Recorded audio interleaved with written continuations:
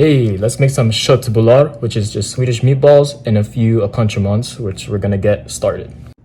So the first important side dish of Swedish meatball is a quick pickle cucumber. Also, you want to use baby cucumbers because there's less seeds and less water in general. Okay, the next thing you want to do, you want to salt this and then massage it. And the idea behind salting this first is that we're trying to take out most of the moisture, which is the whole point of osmosis and pickling, to retain that shelf life. So we're gonna let this sit for about 15 minutes and then press all the water out. So while that's salt brining, we're gonna be making the quick pickle liquid. So what I have here is half a cup of white sugar. And the ratio is basically 2 to 1 to 1. So in Sweden, they have this vinegar called Attica, which is 12% acidic or acetic acid, and we don't have that here in America. We only have 5%. But if you do have the 12%, then make sure you do equal parts water and vinegar. So we're gonna do double the amount of vinegar to water. Same volume of water, and then 1 full cup of vinegar, or 5% vinegar. And if this is not enough, you can just make more. Just base the ratio. Whisk it until the liquid is clear. So the next thing you want to do after 15 minutes is to press them. I just use my fist.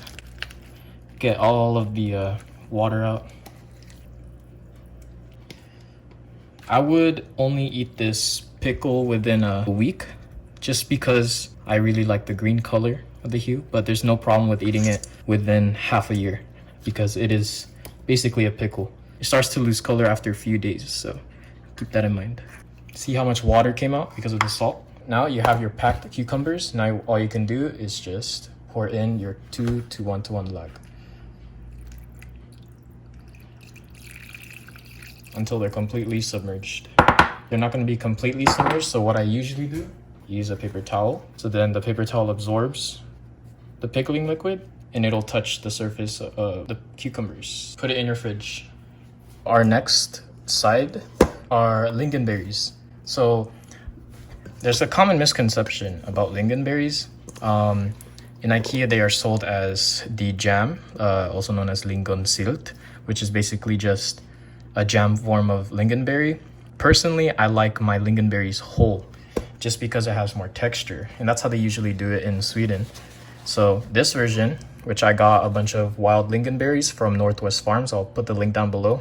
And now it's defrosted wild lingonberries from Sweden, and it is inedibly tart when you eat this by itself. So the only way to, or what most people do, is to eat this is to sugar the lingonberries, also known as rörar dalingon. And rörar dalingon is just sugared lingonberries. It won't just make it sweeter, but it'll deepen the complex flavors of berries, and it's extremely high in antioxidants. So what I have here is 100% weight of lingonberries and 40% white sugar. It might look like a lot, but I trust you, it is not. What we're trying to make is a whole lingonberry sauce, because this is almost as much sugar as is in a jam, if not even less. You just add 40% white sugar and just toss it carefully. Don't squash any berries. I would do this the day before, just so the juices will come out. I just start putting it into the containers that I'm gonna keep this in, and these will last for a while just because of the high amounts of benzoic acid.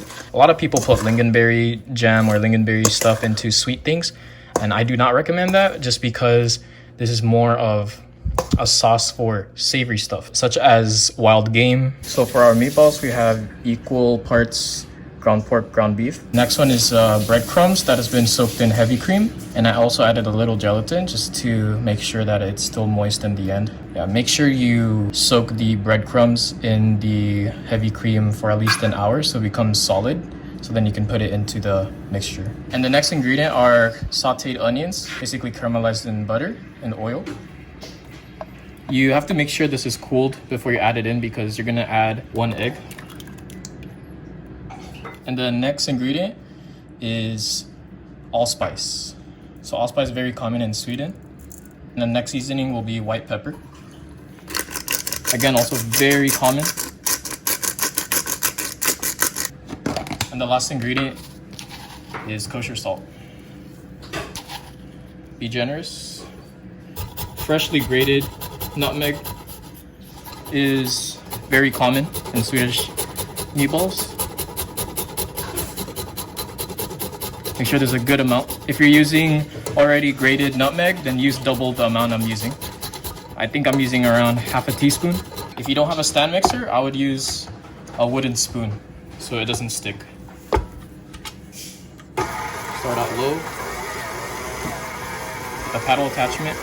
And you want to mix this until it becomes a pate, very homogenized. And once your mix is homogenized like that, it looks really close to a pate, then it's ready to be cooked. So you want to boil your potatoes unpeeled and in cold water first. It's around 40-50 minutes. And I'm taking the temperature right now, 205, and you can feel that there's no resistance. So right now we're gonna be peeling the hot potatoes. If it's way too hot for you, then just cool it down. You can quickly rinse it under cold water, but not too long. The potatoes need to be hot.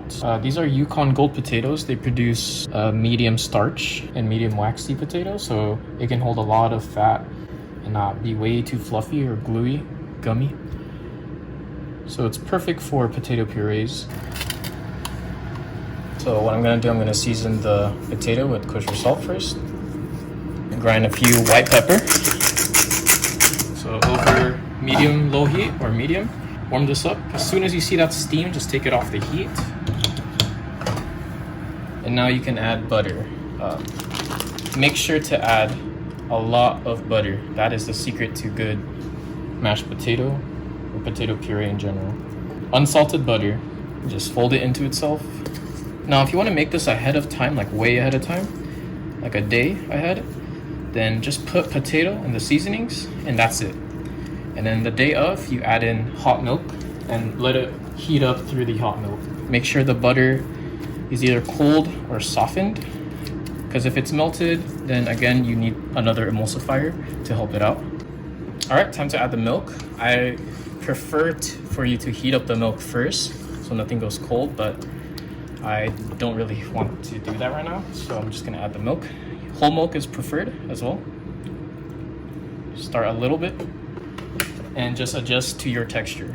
Potato puree tends to be a little thinner. I'm gonna go in between mashed potato and potato puree. All right, and this should be the texture in between a rather thick puree and a super fluffy mashed potato. And as always, check for seasoning. To make the balls itself, just take off the plastic wrap that you made from last night, the meatball mix. Next thing you want to do is get a plate and oil it a little bit. This is just expeller press canola. I'm doing this over cast iron, but I recommend cast iron and or non-stick. If you do the stainless steel, next thing you want to do is wet your hands. Wet hands will make smooth balls, according to Chef John. Right? They're gonna be 2 fingers big, basically. Not too big and not too small. So here you go, balls. So what you do now is to slide it.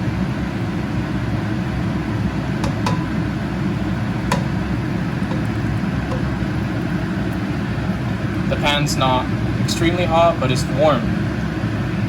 And you gotta build that heat. Brown butter that's been clarified. So I'm gonna drop that in here. I'm gonna do the same thing here.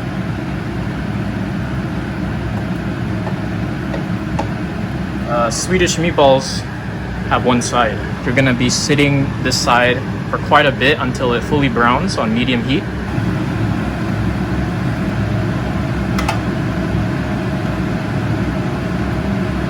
Well, I'm gonna do a veal stock, cream, and then soy sauce. So over medium heat of the fond, just add it in. Then once it begins to simmer, just deglaze the bottom of the pan.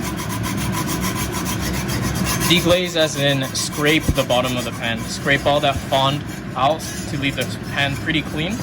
and then add equals amount of cream.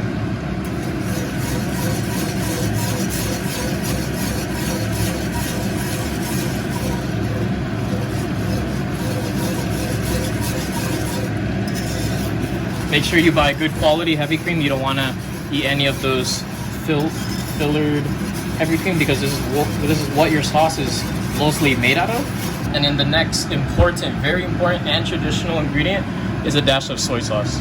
In Sweden, soy sauce is very common, and it's usually used as a coloring agent for any gravies and umami booster. This will lead a super savory note in any of your sauces and your meatball. I didn't record it, but I did add a little bit of soy sauce into the meatball to taste it a little meatier. And what you want to do is just reduce this until it becomes thick enough to your liking, and you adjust the seasoning with salt.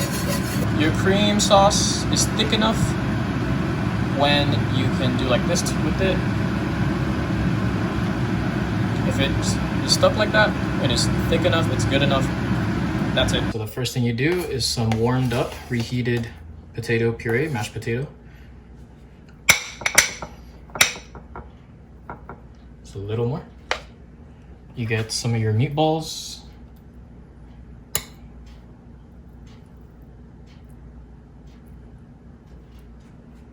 And then you get some of your quick pickled cucumbers.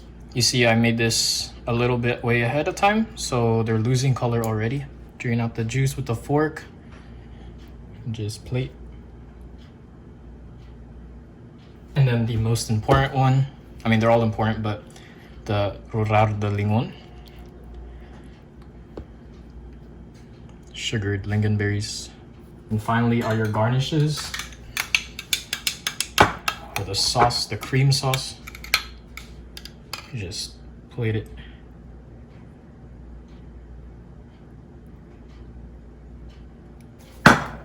No worries if it gets on your potato, it tastes good anyways. And then it's supposed to have a little parsley, but I don't, so I'm gonna just add a little bit of chives on the potato. And there you have authentic köttbullar and Swedish meatballs, quick pickled cucumbers, röda lingon, which is sugared lingonberries, and some mashed potato. And that is how you eat Swedish meatballs.